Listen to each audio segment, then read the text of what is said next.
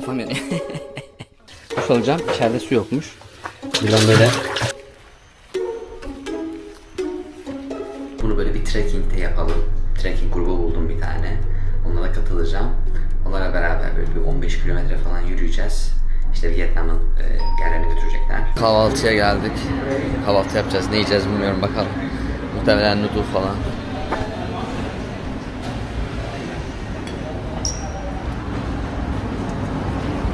Hello.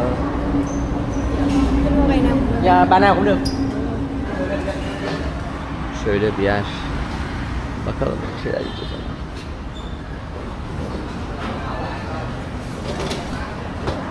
Burada böyle bir şey var. Şöyle içinde bitki gibi, mantar gibi bir şey var. Turşu mudur nedir çözemedim. Bu yılan şarabı marabı var ya, aynı sistem. Gruptaki tek yabancı benim. Yine. Böyle gruplar güzel oluyor. Lokallerle tanışıyorsunuz. Bakın şöyle bir yerdeyiz. Böyle.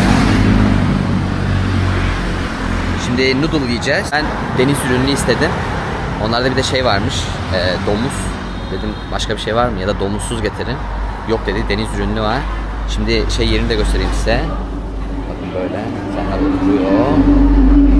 Yer alanda şöyle yemek yapılan yer. Burada bir şeyler var. Bak böyle şeyler satıyorlar. Aa, bisküvit. Bu bisküvitten alabilirim. Atıştırmalık. Şöyle. Güzel. Burası da şeyin alanı. Noodle yapılan alan. Hello.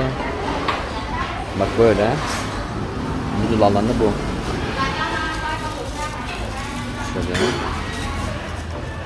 Direkt içine koyuyor. Hafif sıcak su, ısıtma. Hop. Sebze. Soya sosu. Tabağa koyuyor. İçine sonra eti koyuyor. Bu da patates mi? Bir şey. Benim seafood geldi. Oyster'lı.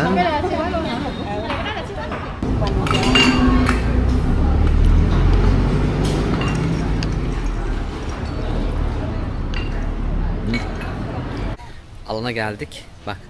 Şöyle bir yer. Trekking'in başladığı yer. Şöyle araç bizi burada bıraktı. Bir şeyler aldık buradan. Yağmurluk aldım ben. Su aldım bir tane. Şimdi anlatıyor. Burası da bir ufak bir havuz var. Yürümeye başlayacağız. Bak burada kayalarda işaretler var. Şöyle. Bunu takip edersen kaybolmazsın diyor. Zaten rehber var ama yine de takip et diyor. Kaybolmamak için o işaretleri takip edebilirsin.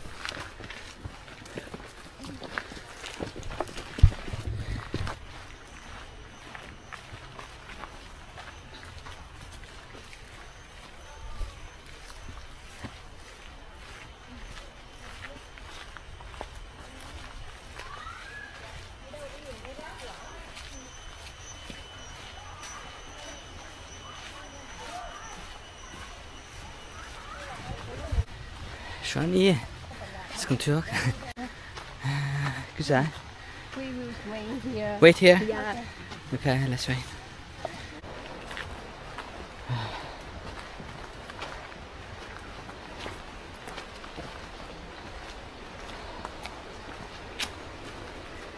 Çok güzel yerlerden geçiyoruz. Çok keyifli. Sürekli yukarı doğru çıkıyoruz ama. Sürekli merdiven çıkmaca. Biraz yorulduk. Şimdi buralara kendin de gelebilirsin ama yani bilmen lazım. Nereye geleceğimi bilmiyorum ki. Burası böyle gruplar en güzelleri. Çünkü işte 10 dolar veriyorsun. Yol paran içinde, rehberin içinde. Kafan rahat. Kaybolmaktan korkmuyorum ama kaybolursam yarın işe giderim. Çalışan adamız abi. Hayatımda güzel gelişmeler var arkadaşlar, anlatacağım size. Güzel şeyler oldu, oluyor. Planlarım değişiyor. Böyle oturduğumuz zaman anlatayım. Şimdi böyle etrafı göstereyim güzelce. Vietnam hakkında birkaç bilgi vereyim size. Dostlar, Vietnam'da insanlar biraz daha kapalı. Diğer Asya ülkeleri gibi değil. Tayland'da, Filipinler'de, buralarda çok daha açıklar konuşmaya falan. Bunlar da konuşkan, yardımsever ama utanıyorlar. Sen bir adım attığın zaman hemen konuşur yani. Ama o biraz başlatması biraz zor. Böyle şeyler var. Yabancılarla sürekli iç içe olanlar var. Oo, köprüye bak. Malabadi Köprüsü. Malabadi Köprüsü'nden geçiyoruz. Fotoğraf çekiyor. Güzel. Şöyle güzel bir yerden geçiyoruz. Yani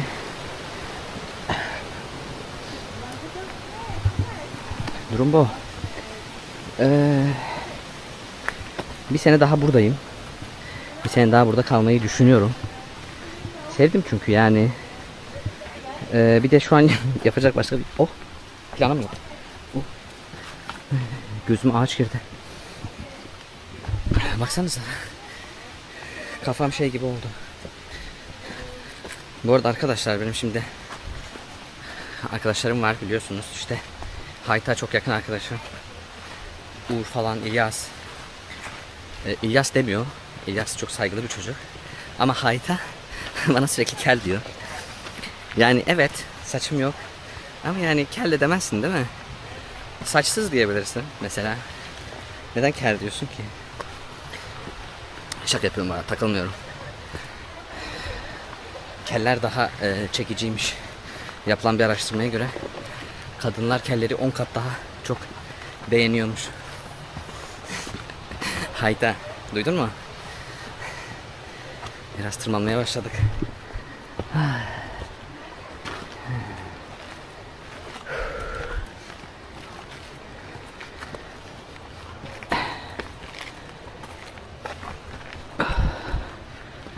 Okay. Şöyle ultravay çekelim ya. Çok iyi. Durmak yok, yola devam.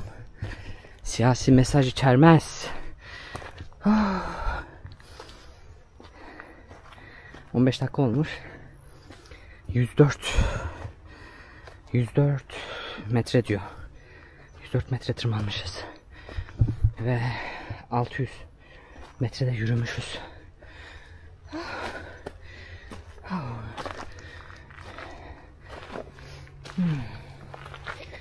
Bunlar en hızlı, bunlar öndekiler. Bana var ya, müthiş. Şöyle bir şey var.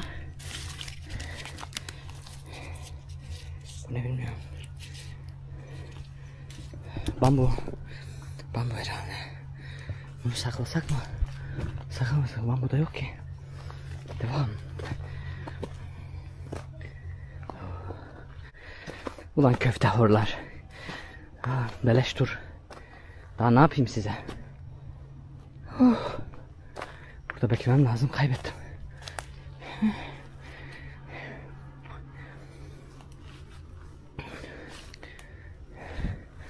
Kaybettim. Nereden gideceğim? Bekleyeceğim. Evet, burada duydum. Öndekilerin ihtiyacı yok ya. Rehbere falan. Uçuyorlar. Şu an en önde 2 kişi var. Onların hemen arkasında ben varım. Ülkemizi gururla temsil ediyorum arkadaşlar. Hiç merak etmeyin. Çocuk en önde gidiyordu. Dedim çok hızlısın ya. Diyor ben tur vereyim diye.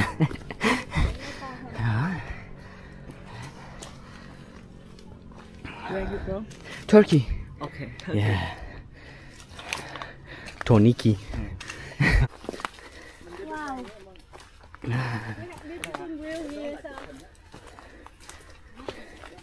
Fotoğraf noktasına geldik. Allah. On. Oo. Để bắn tướng ơi. Yes. Ana. Efsane bir yere çıktık ya. Wow. Ah, hot. Mọi người ra đây chụp hình. Böyle bir yarık var, inanılmaz. Ah. Vietnam. Vietnam. Vietnam. Rồi, rồi, rồi, rồi. Rồi, rồi, rồi.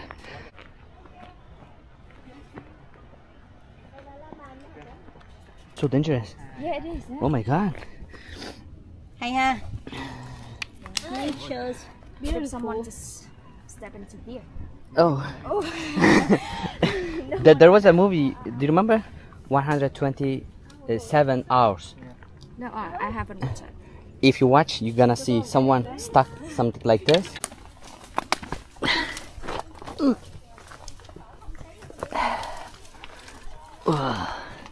Challenging. Good. Macera dolu. Yolculuğum, oh my god.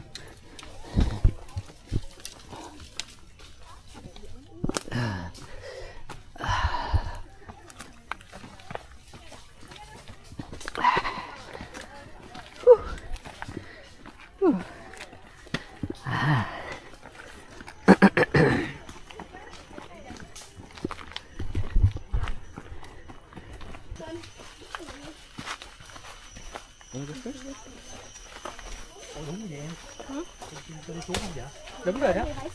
Có lên rồi có xuống. Lên là phải xuống chứ. Lên ngoài chết á. À, dạ. Không. Nó dinh đặc điểm nó vậy. Lên là liên tục, lên liên tục. Gerçekten bittik. Ra đường gặp gốc cây to để trái nha.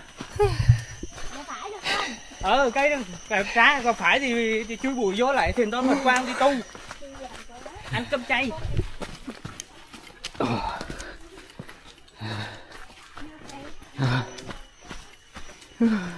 Đó đây gốc. Fenerbahçe. Fenerbahçe. Bên đường là thấy có rất nhiều dây. Cây dây là không lo lạc. Hayret. Hi there. Okay, I go. Okay.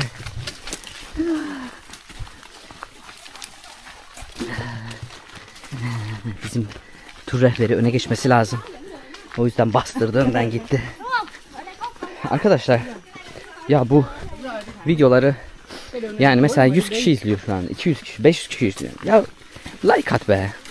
Hani bir tane like atsan, bir tane beğeni atsan, abone olsan gerçekten benim için motive olur. Abi motivesiz hiçbir şey olmuyor. Sanki böyle uzay boşluğuna atmış gibi oluyoruz. Mesela bir sene önce çektiğim çok güzel videolar var. İzlenmiyor abi.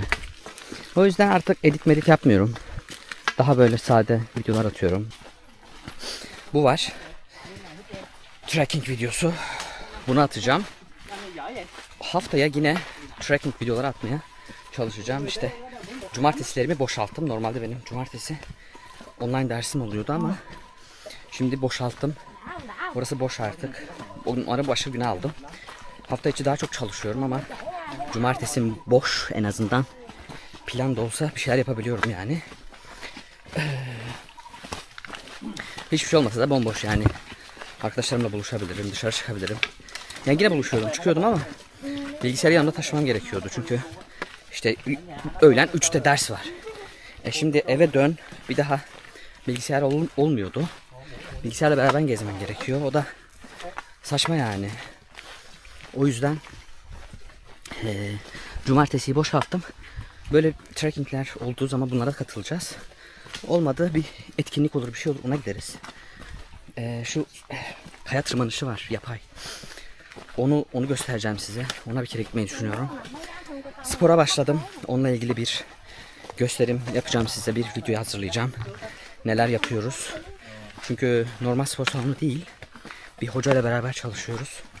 Her gün ders var. İşte 6 kişi, 5 kişi neyse. Gidip beraber hoca eşliğinde ders yapıyoruz.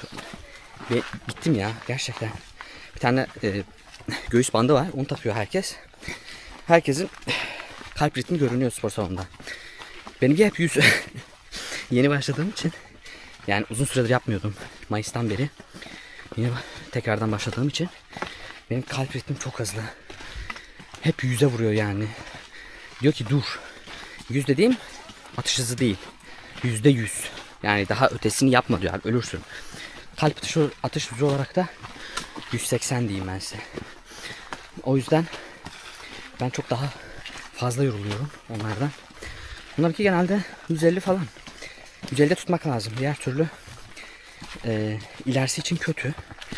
Yani spor yapıyorsanız kalp atışınızı takip eden bir cihaz ve onu 150'de tutacak bir sistem lazım size. Rest here? Okay.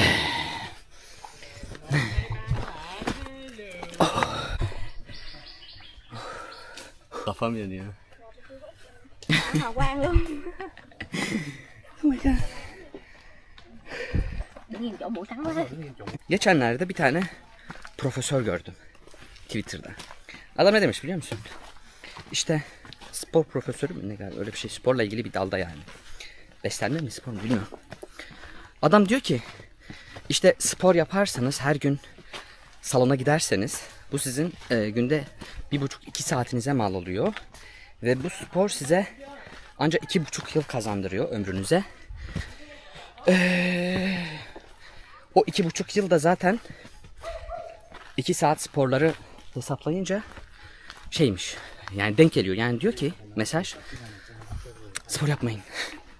Ha? Biri ölmüş. Biri ölmüş.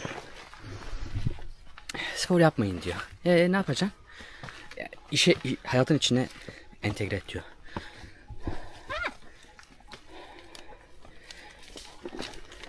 Çiçekler var. Böyle. Evine geçtim. Rehber oldum. I am the leader. You can follow me. Neyse onu anlatıyordum. Diyor ki 2,5 saat spor yapıyorsun. 2 saat spor yapıyorsun. Bu senin ömründe 2,5 seneye denk geliyor. Yapsan da yapmasan da aynı şey yaşıyorsun. Spor yapma, işe yürüyerek git diyor. Ya amca. İnsanlar zaten spor yapmıyorlar. Zar zor salona gidiyorlar, motivasyon buluyorlar. Adam işe nasıl gidecek ya İstanbul'da? Hayatın içine nasıl koyacak onu?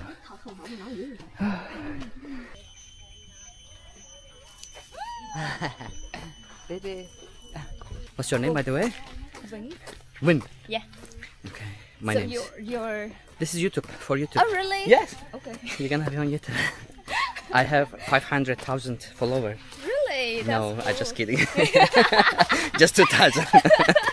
I wish I had. Şimdi böyle bir yola çıktık. Bak çok güzel. Görüyor musun? Buradan yürüyoruz. Harbiden efsane bir trekking yoluymuş ya. Çok beğendim. Amerikan vizesi için sıra almıştım. Bu arada Türkiye'deki gibi böyle 3 ay sonra, 5 ay sonra sıra vermiyorlar. Yani böyle giriyorsun, 15 gün sonra falan sıra var. Hemen sıranı alıyorsun. Görüşmeye de gittim. 1 saat falan sürmedi yani. Ben Mayıs'ta yetişemeyeceğim diye Eylül'e almıştım. Eylül ayına. Gelir gelmez işte evrakları hazırladım. Evrak dediğimde pasaport. Başka zaten burada kartım var benim. Oturum iznim var. Onu götürdüm. Bak koşuyorlar. Good. Morning. Koşuyorlar. Kanka valla başka bir şey sormadılar ya. Çünkü Türkiye'de pasaport falan şey istiyorlar. Banka hesap dökümü falan istiyorlar. Çalıştığına dair belge istiyorlar. Ben onların hiçbirini göstermedim. Sadece pasaport, oturum iznim, bir de para yatırdığıma dair bir belge vardı. Onu da istemedi hatta. Bir de işte confirmation kod var. Bu 167D var ya. Onun kodu. Onu gösterdim. Neden gideceksin dedi. Arkadaşımı ziyaret edeceğim dedim. Gerçekten de bir arkadaşım oldu. Bali'deyken Azeri bir arkadaşım. Beraber videolarımız var Azi. Selam olsun ona da. Onu ziyaret etmek istiyorum gerçekten. Onu ziyaret edeceğim dedim. Onun adresini yazmıştım zaten oraya. Ondan sonra belki de eşleştirme yaptılar yani bilmiyorum. Yanında kalacağım kişi Azi demiştim yani. Ondan sonra Ne yapıyorsun dedi. Çalışıyorum dedim burada. Ne kadardır buradasın dedi. 2 senedir, işte 2. senem oldu dedim. Tamam dedi, gidebilirsiniz dedi. Bu kadar. Pasaport bizde kalıyor dedi. Gidebilirsiniz dedi. Bir hafta olmadan pasaport geldi. 10 senelik vize vermişler. Şimdi bana soranlar var. Ya yurt dışına gitsek oradan başvursak olur mu? Arkadaşlar olmaz. Çoğu ülkede oturum izni olmadan başvuramıyorsunuz bile. Yani normal turist vizesini sadece Amerika için değil. Başka ülkede başvuramıyorsunuz. Mesela Durin var Tayland'da. Hindistan vizesine başvurmuştu. Olmadı yani. Gidemedi. Alamadı. İşte ülkeye dönmen gerekiyor falan filan diyorlar. Böyle sıkıntılar var. Şimdi ben artık buradan her yere başvuracağım yani. Amerika vizesi de var ya orada. Çin'e de başvuracağım. Amerika için bilmiyorum, belki de sıkıntı olur. Ondan sonra Avrupa'ya da başvuracağım. Avrupa'ya gider miyim bilmiyorum. Ama Amerika'ya gideceğim arkadaşlar. Seneye Mayıs'ta oraya gitmeyi düşünüyorum. Bir 3 ay falan orada kalıp, burada bir su sesi var. Bakayım. Bak çok güzel. Su akıyor. Buradan bir su geliyor.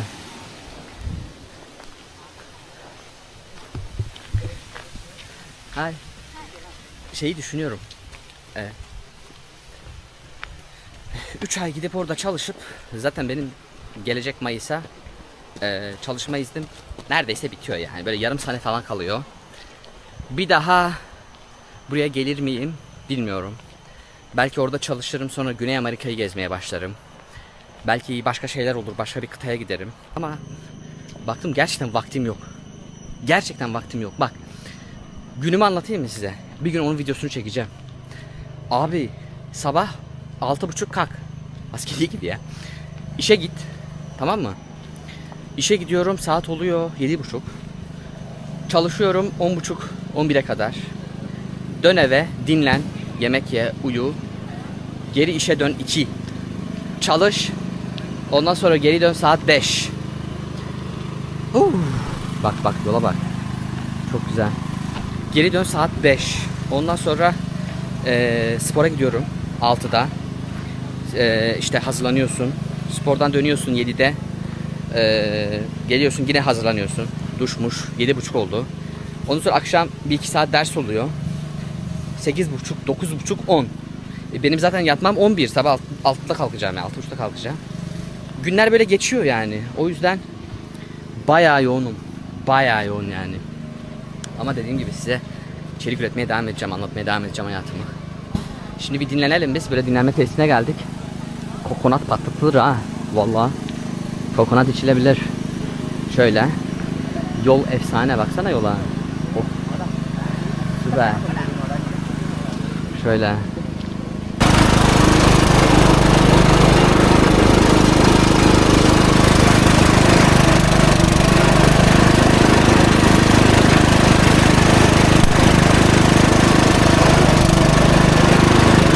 Ekran gitti ya. Temizleyemiyorum. Üstüm sırılsıklam. Var ya, gerçekten her yerim ıslak şu anda. Her yerim. 2-3 litre su içtim ve hala susuz hissediyorum. Allah'tan çok fazla yer var. Malzeme buluyorsunuz. İşte su bilmem ne, çok taşımanıza gerek yok yani. 5 kilometrede bir şey var. Ondan sonra bir dinlenme yeri daha. Tuvalet var. Bu ne? Oo, ağaçlara bak. Müthiş. Oh. Muz. Banana. Şapka unuttum.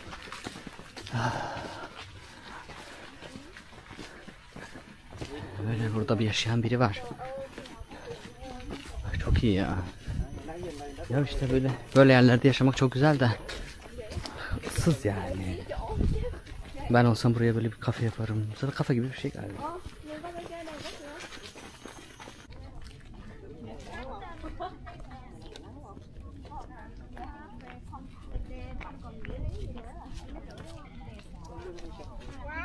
Sầu á, sầu điếp. Chúng ta tình cảm của chúng ta chỉ có như thế.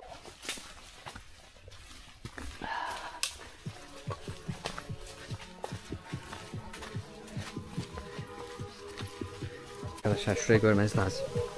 Bak. İnanılmaz. Gerçekten inanılmaz.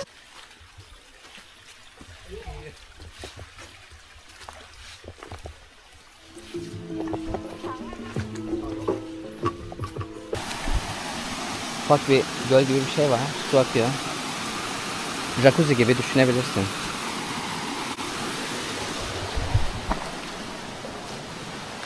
Su buradan böyle akıyor. Buradan böyle gidiyor. Keyifli. Burada böyle bir yer yapmışlar. Oturmalık. Güzel. Bak nereye reklam koymuş. 100.000, 1 milyon. Trekking grupları bulursanız kesin katılın arkadaşlar. Yani istersen muhabbet ediyorsun, istersen düşünüyorsun. Neler neler düşündüm ben ya. Gerçekten böyle kendinle baş başa kalıyorsun. Doğayla iç içesin. Süper. Gerçekten çok güzel. Daha çok katılacağım. Ya daha önce de katılmıştım. Aynı hissi almıştım. Ama bu rota çok güzelmiş. Baden Mountain'dan biraz daha güzel diyebilirim. Arkadaşlar bitti. Kaç? Tam 10 kilometre. Bitiş noktası burası. Bakın. Sese bak, sese. Of. Şöyle bir göl var. Şurada yemek yiyeceğiz. Gölün yanında.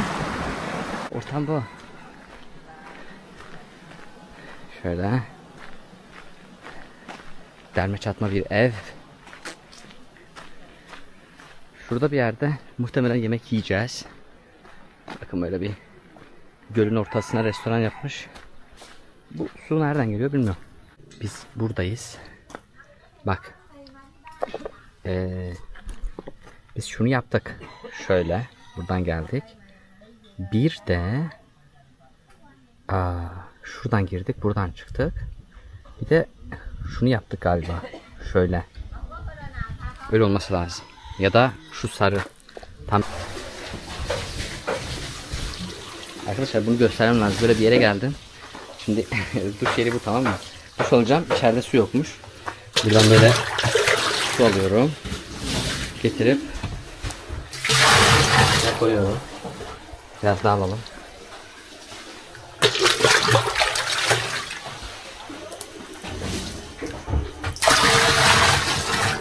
Biraz daha. Boş gün.